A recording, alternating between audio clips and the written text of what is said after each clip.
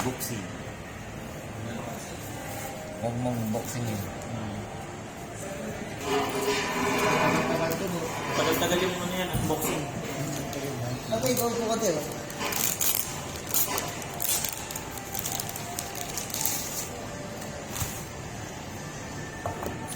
Ano naman sir, nasa paano ilagay yung hélices or yung propeller?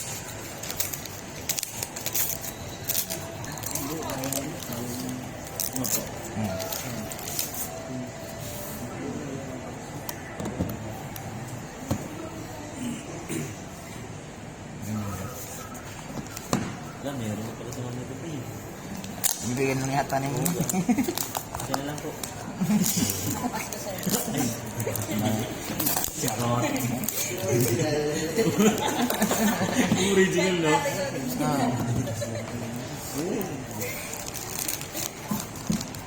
Na dito.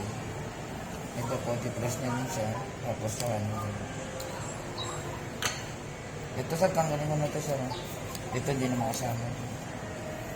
Ano lang sa iyo?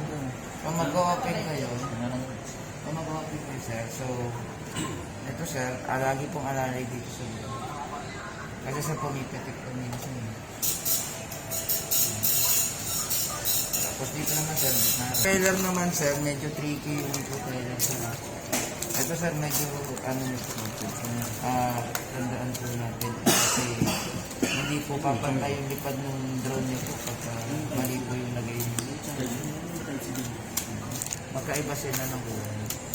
So for propeller 8 po, pansin nyo ba meron siyang color gray and yung letter B po wala.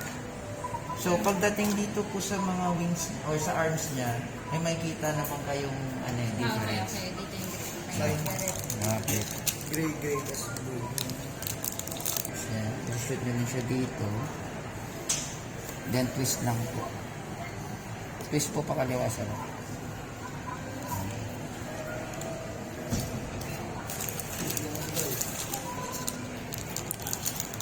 Pagka na naman pwede nyo naman po kung tawagan kung may mga katanungan po. Meron naman sa YouTube yun. Oh, meron din sir. Tutorial. Tutorial yan.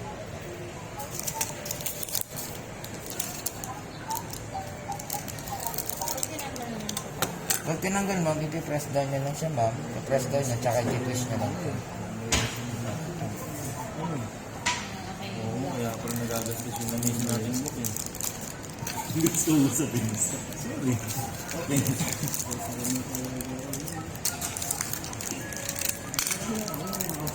Ang dami na pa naman. Ano, dito ko mag-ano sa mousepad. Mousepad? No. Bali ma'am ngayon kasi yung battery nyo po is zero cycle siya. Yung brand nyo po. So gagamitin muna natin yung battery nyo.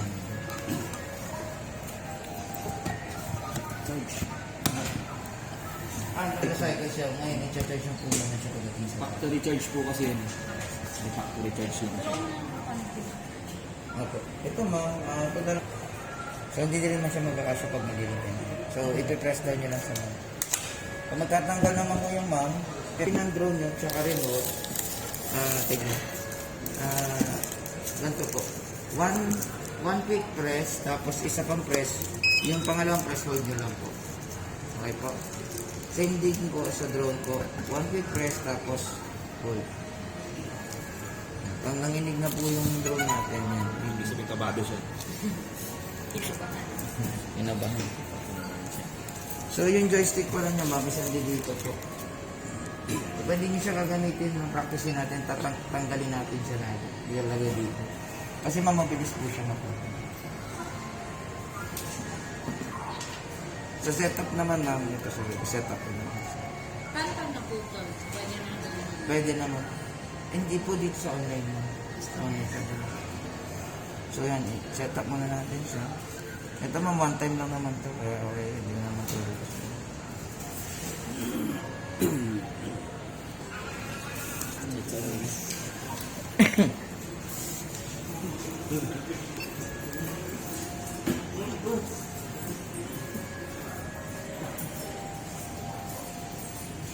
Yan ma'am, pa-create lang ng account mo. I-register mo na kayo.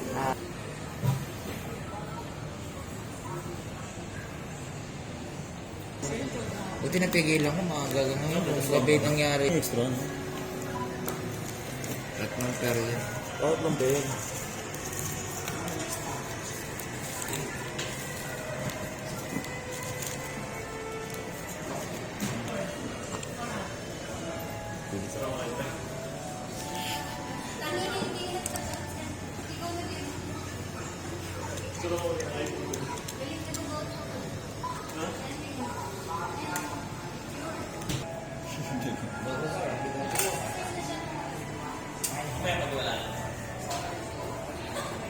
Kasi ano, pag pinagsama si all-purpose flour tsaka si all-purpose cream, hindi. Kuya, talag mo wala. Naging valid pa. Ako na naman gagawa ng account, ma'am, okay lang. Hindi gamit ko dalawang account.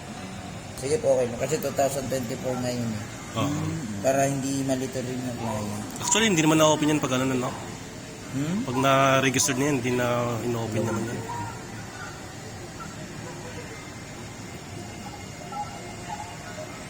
Password mo lang, ha?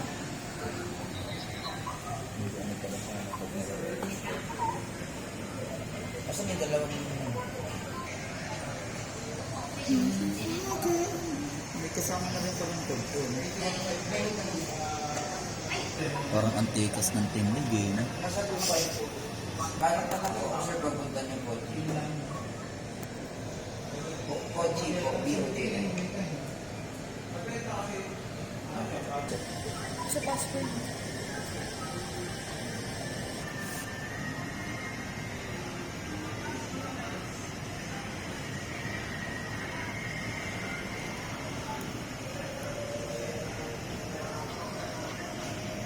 Yung ating drone. Kailangan pala, ma'am, sorry. Pag uwi nyo ng bahay, ma'am, i-update nyo siya, ma'am, ha? Update nyo po. Ngayon, ma'am, paano nyo siya makikita? Open mo lang ulit yung drone mo tsaka yung remote ng sabay. So, mapupunta ka dito sa ganitong scenario po. Tapos, ma'am, ikukunin nyo itong remote sa internet. Para makita naman yung internet, ma'am, dalawang down. Yan, parang cellphone yan din. Okay? So, ano po siya doon. Tapos po, ayan. Tapos, ayan, go offline na tayo. Ngayon, pag offline, ma'am, meron tayong tinatawag na ano, na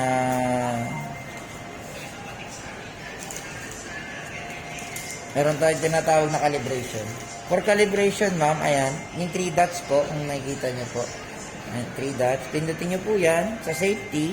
Then, pag nandun po sa safety, hanapin nyo lang po yung compass calibration, tsaka yun, ayan, which is, ayan po. Compass normal.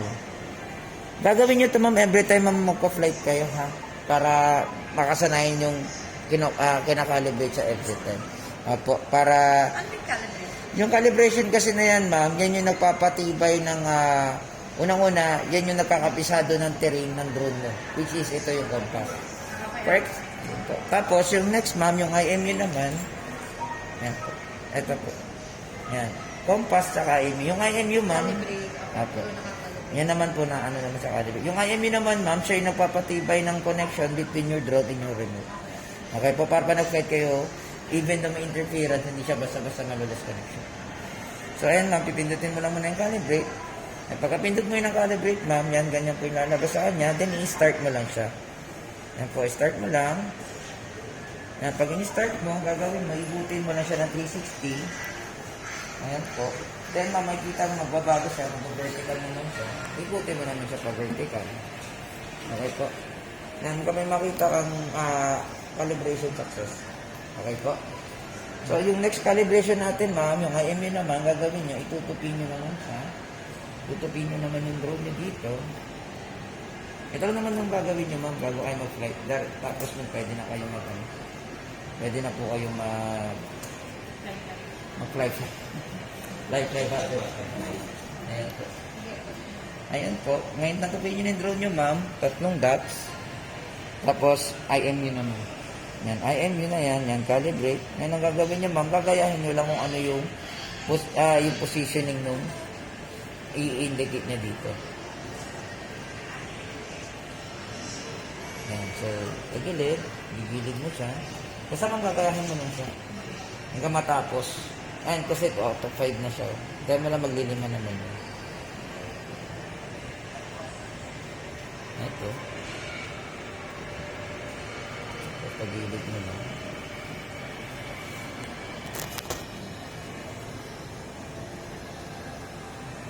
Ayan, pagilid.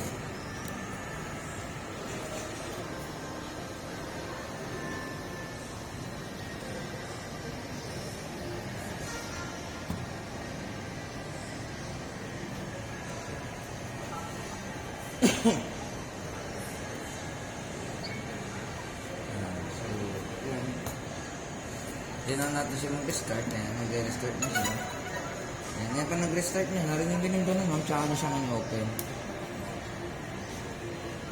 Basta ma'am, lagi ma'am alalay po sa arm, ma'am. Sa gitna. Yan siya, ma'am. So, pwede na natin siya try dito. Tapos, ituro ko. Nung kanina, ma'am, di ba tinubo ko na sa inyo yung file? Ayan, tutubo ko naman sa inyo yung mga controls. So, ito, gamitin natin yung automatic. Automatic code nito. Ito siya ka. Kung mapansin niyo yung mga bilog na yan, ma'am, yung power sensor, ayan yung sensor sa nilay.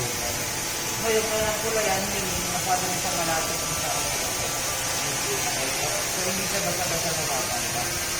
Ngayon, ma'am, dito naman kayo sa controls, ma'am. Set sa practicing yung controls, yung kamay mo na yan sa kayo mag-control. Kasi ito, sir, magiging support ano ito. Para hindi kayo mabigla. So, ma'am, dito sa kaliwa muna tayo, ma'am. Sa kaliwa ng joystick. Pag tinaas mo siya, ma'am, of course, tataas siya, mag-a-asin. So, pag tinaas mo yung mataas niya, attention. Siyempre, pag ginawa mo siya, mag-resistance na. Okay, ma'am? Ito, ma'am, pag delete mo, ma'am, i-isip yung drone mo, ma'am. Correct? Ito po. Okay. Okay po. Ito naman, ma'am, kaya natin po. So, ito, ma'am, pag forward mo to, ayan. Ito na, pag tinaas mo, forward siya, pag tinaas mo na-address natin dito. Ngayon, ma'am, pag pinaliwa mo naman dito sa kanan joystick, ma'am, makahabot mo sa ito. So, okay. Ano ba? Dito pa. Kanan. Ano? Ngayon, ma'am, Napalis ko na, bagay ang mga kapatid. hindi. Tapos, huwag mo lang siya. Kung saan siya mag-alala.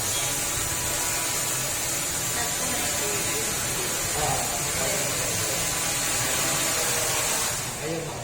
Ito yung kakabunan sila. Wait lang, ma'am. Relax lang, relax lang.